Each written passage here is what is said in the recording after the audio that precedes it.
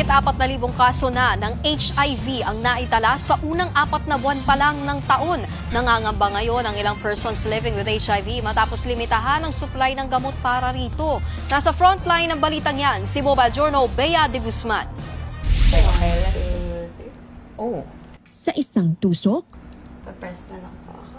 malalaman mo na ang iyong HIV status. Mag-wait na lang po kayo ng 10 to 20 minutes for the results po.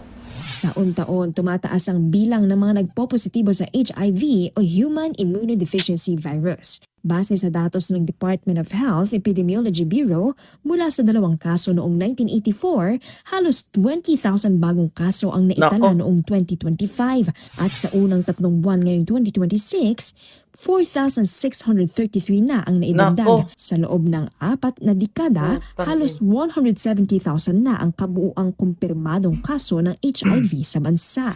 Si Mac, 27 years old, 2019 nang ma-diagnose sa HIV. Wala raw siyang naramdamang sintomas bago magpa-test pero dahil may karelasyon, batiin daw niya ang responsibilidad na malaman ang kanyang HIV status. Pagkakaroon ng HIV is something na sasabihin ng iba it's a mistake. But I can say it is something na unexpected. Hindi ka dapat tumigil sa part na nadapa ka lang. Dapat lagi kang bumangon. Ang kanyang nanay, minsan nang may diskriminasyon sa mga taong may HIV pero nang mangyari ito sa sariling anak, wala akong ginawa kundi umiyak at sakapin siya. Nag-ano rin ako sa Google kung ano talaga, kung anong magiging kondisyon. Ang akala ko, nung time na pag sinabing HIV,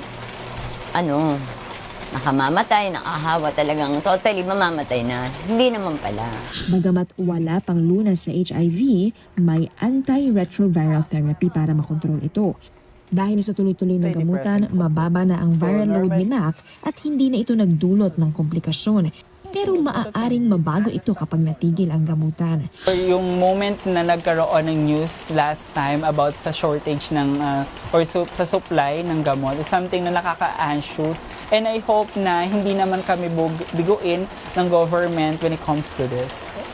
Kasama ang partner ni Mac na si Jenard, aktibo sila sa social media sa pagbabahagi ng kanilang mga karanasan bilang PLHIV o persons living with HIV. Si Lawrence naman, 18 years old lang nang ma-diagnose sa HIV. So I got those signs na parang pabalik-balik na lagnat, nagkaroon ako ng swollen lymph nodes. Dahil in denial at hindi pa gaanong ramdam ang epekto sa katawan, hindi siya agad dumaan sa gamutan, bagay na ayaw niyang mangyari sa iba. Sa ngayon, 10 taon nang undetectable ang HIV sa katawan ni Lawrence.